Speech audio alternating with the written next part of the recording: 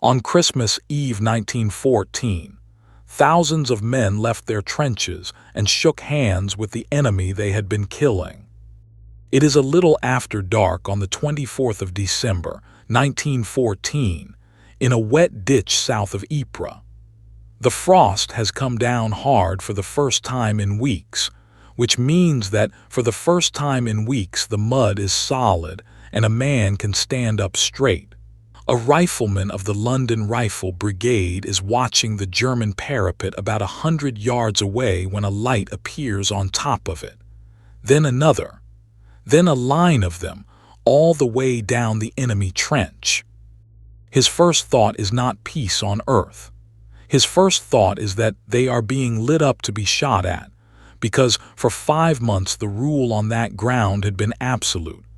Anything that showed above the parapet in daylight was dead within seconds. Then the singing starts, and then a German voice calls across the mud in English and asks them not to shoot. What happened over the next 36 hours is the most famous Christmas story of the 20th century, and it is usually told as if it were a miracle that simply faded away. It did not fade. It was stopped deliberately in writing by the men's own commanders within days. And then a great deal of work was done to make sure it could never happen again. To understand why any of it was possible, you have to understand what that line was in December 1914, because it was not yet the war we picture. It was 5 months old. The armies had spent the autumn trying to outflank each other all the way to the sea, failed and dug in 450 miles of trench from the Belgian coast to the Swiss border, thrown together in a hurry, in the wettest winter anyone could remember. The British sector was the worst of it. The British Expeditionary Force held a short stretch of Flanders where the water table sits a foot or two below the surface, so a trench was less an excavation than a wall of sandbags with a ditch behind it. Men stood in water for days. Trench foot took more of them out of the line that winter than German fire did. And the two front lines were close. Not the hundreds of yards of later years. In the Flanders sectors, the trenches were often 80 yards apart, and in places 30. Close enough that both sides could hear the other side's working parties at night, hear men swearing, hear an officer being told off. Close enough to smell their cooking. The men who made the truce were not strangers who met in the middle. They were neighbors who had been listening to each other through a wall for weeks. Here is the ground.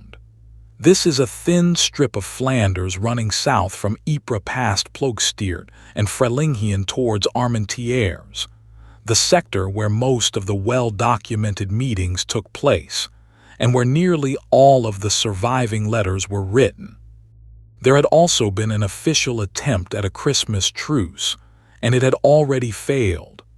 In early December, the new Pope, Benedict XV, asked the governments at war to stop shooting for one night, that the guns might fall silent, he said, at least upon the night the angels sang.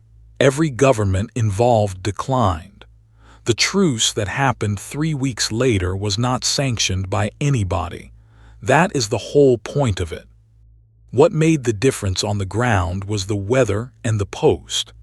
The frost that came down on the 23rd hardened the mud, drained the standing water, and turned a swamp into somewhere a man could actually stand. And both armies had spent a fortnight shipping Christmas up to the front, because both armies assumed the war would be over by now and were embarrassed that it was not.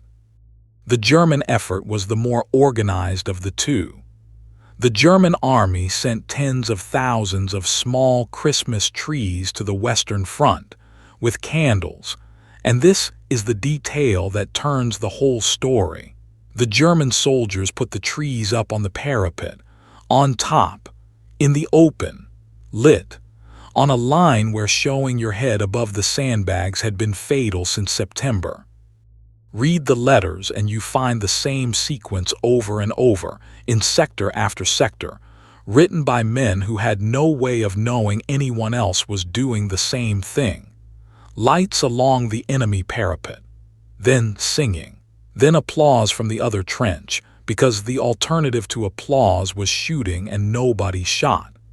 Then singing back, usually a carol both sides knew in different words, which in most accounts was Silent Night. Rifleman Graham Williams of the London Rifle Brigade was on sentry duty that night, and his account is the one everybody quotes because he wrote down exactly what he heard. The German singing still knacked, his own side answering with the first Noel, and then both trenches singing at the same time in two languages. He was 19 years old. Then men started climbing out, slowly in most accounts, and with the profound self-consciousness of soldiers doing something absolutely forbidden. One man standing up on the parapet in the dark to see whether he would be shot, and then, when he was not, walking forward. The first meetings in no man's land happened in the dark on Christmas Eve, and they were mostly about arranging what would happen in the morning. On Christmas morning, along a substantial part of the British-held line, men from both armies walked out into the open and stood in the middle of the ground they had been fighting over. This photograph was taken that day. That is what the whole thing came down to, two sets of uniforms mixed together, standing about, in the flattest, least dramatic scene imaginable. And it is worth stopping on how unimpressive most of it was, because the myth is grander than the fact and the fact is better. They swapped cigarettes and tobacco. They swapped tinned beef for sausage, rum for schnapps, buttons and cap badges and newspapers. They compared rations and agreed in several sectors that the German bread was better and the British tea was better. They took photographs. They exchanged addresses. A number of them shaved, washed, and walked about in the open simply because they could. After months in a ditch where standing upright meant death, the sensation of strolling across a field was itself the event. And in several sectors, the practical reason for the meeting was grimmer than the singing suggests. The ground between the trenches had bodies on it, from the autumn fighting and from the weeks since, and could not be reached under fire. On Christmas Day, both sides went out and buried their dead, and in some places they did it together, with joint services read in two languages over the same graves. Now the part that most retellings quietly leave out. The truce was not universal, it was not an armistice, and it was not obeyed everywhere. It happened in perhaps 2/3 of the British-held sectors and in some German and a few French ones, and in others the shooting went on all day. Men were killed on Christmas Day 1914. In some sectors, an attempt to come out was met with fire, as the men coming out fully expected it might be. It also worked very differently depending on whose country the trench was dug in. British and German troops both had the luxury of being visitors to that field. The French and the Belgians were standing on their own occupied soil, with the invaders' army camped in their villages, and were markedly less inclined to walk out and shake hands about it. That is not a moral difference. It is a difference in what the war actually was for the people involved. Which brings us to the football, and to the one part of this story where you deserve to be told exactly how good the evidence is, because it has been printed as fact for 100 years, and it is not all equally solid. The good evidence is a diary. Lieutenant Kurt Zamisch of the 134th Saxon Infantry recorded at the time that the English brought a football out of their trench and that a game followed between his men and theirs, and he wrote it down within hours, not decades. Several other contemporary letters mention kickabouts on frozen ground. So, Yes, football was played in more than one place, and it is properly documented. The famous part is weaker. The score everybody quotes, 3-2 to the Germans, comes from Johannes Niemann of the 133rd Saxons, writing about 50 years afterwards. Late memory is not worthless, but it is not a diary either, and historians treat that scoreline with care. What you should picture is not a fixture with kit and a referee. It is what any group of men in a frozen field would do. A scrum around a ball, in boots, in greatcoats, with a cap for a goalpost, until somebody kicked it into the wire. The truce ran out differently in different places. Some sectors went back to shooting on Boxing Day. Some stretched it to New Year. In several, the two sides made explicit arrangements about the ending. A warning shot fired over the top at an agreed hour, or an officer walking out to say, formally and almost apologetically, that his orders required him to resume. But the reason it never grew into anything larger has nothing to do with the men in the field. Within about 48 hours, both high commands understood exactly what had happened, and both reacted with the same instinct, which was alarm, not moral outrage. Alarm. An army whose soldiers have discovered that the enemy is a group of cold, homesick men very like themselves is an army with a serious problem. On the British side, the response has a name and a piece of paper attached to it. General Sir Horace Smith-Dorrien, commanding the Second Corps, issued a memorandum condemning what he called unauthorized fraternization with the enemy, ordering his divisional commanders to prevent any recurrence, and reminding them of the absolute necessity of maintaining the offensive spirit in the troops. Responsibility was placed on named officers. It is worth stopping on that last phrase because it is the whole institutional problem in 3 words: the offensive spirit. The worry was not that a crime had been committed. Almost nobody was charged over 1914. The worry was that a soldier who has shaken a man's hand in a field in December may be a fraction slower to put a bayonet into him in March. That fraction was the thing the army could not tolerate.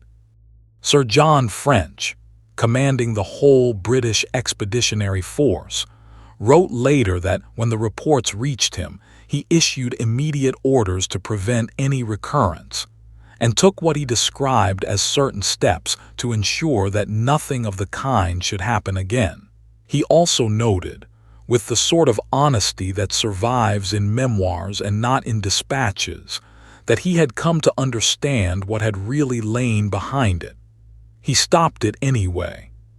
The German command did the same thing from the other direction. Prohibitions passed down the chain, transfers for units that had been too friendly, and a general tightening of the line.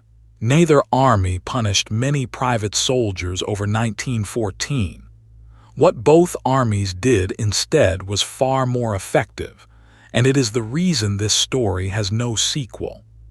For Christmas 1915, the truce was not forbidden and left to chance. It was engineered out of existence. Artillery was ordered to fire on a program through Christmas Eve and Christmas Day, specifically so that the guns would not go quiet and give anyone the idea. Units known to be on friendly terms with the trench opposite were rotated out of quiet sectors. Orders went down in writing that any fraternization would be treated as a disciplinary offense. And when it happened anyway on a small scale, the army followed through. On Christmas Day 1915, a company of the Scots Guards took part in a short local truce. Their commander, Captain Ian Colquhoun, was court-martialed for it, tried and found guilty. He was given a reprimand, and the sentence was then remitted by Hague, which tells you both that the army meant it, and that the army knew perfectly well how the sentence would read in a newspaper. The deeper reason, though, is the ugliest one, and it is not about orders at all. The men who made the Truce of 1914 were mostly gone within a year. The old professional army that walked into that field was destroyed in 1915. Poison gas arrived at Ypres in April. Then the Somme.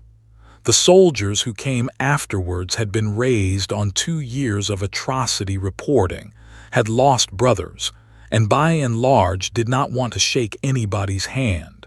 The truce did not become a tradition, because the war got worse than the truce. There is one more thing the high commands got wrong, and it is almost funny. They tried to keep it quiet, and it did not work. Soldiers wrote home, families took the letters to the newspapers, and in the first week of January 1915 the British press printed them, with photographs and with illustrations like this one, published in the Illustrated London News on the 9th of January. Official displeasure at the coverage was considerable and completely futile. And it was the photographs that did the real damage to the official line. A rumor about fraternization can be denied. A picture of British and German soldiers standing together in a muddy field cannot. By the middle of January, they were in the illustrated papers on both sides of the channel. And from that point on, the censorship effort stopped being about hiding what had happened and started being about making sure the next one never got arranged. What survives on the ground now is very small. A wooden cross near Ploegsteert, put up by a group of British enthusiasts who spent Christmas 1999 in a replica trench on the site. A monument by the old brewery at Frelinghen, where Saxon and Welsh troops met. A football-shaped memorial unveiled in 2014.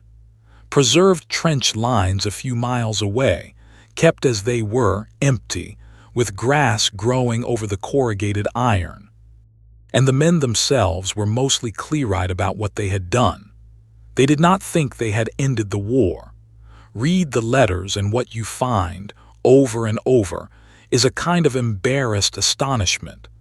Several of them write, in almost the same words, that nobody at home would believe it, and then go back to their trench and get on with the job of shooting at the same men in the morning. Many of the pairs who exchanged addresses in that field killed each other's friends the following spring. So the story is not that war stopped for a day. It is that the men fighting it worked out, without permission and without a plan, that they could stop it, and that within 2 days their own institutions moved faster and more efficiently to end that discovery than they had moved on anything else all winter. Estimates put up to 100,000 men in that unofficial truce along the British and German lines. Nobody involved was punished for it in 1914. It simply never happened again, because the armies made certain it could not. If your generals had to write a memorandum to stop it, what does that tell you about who wanted the war? Tell me in the comments and subscribe. Every battle comes down to one moment. The last salvo.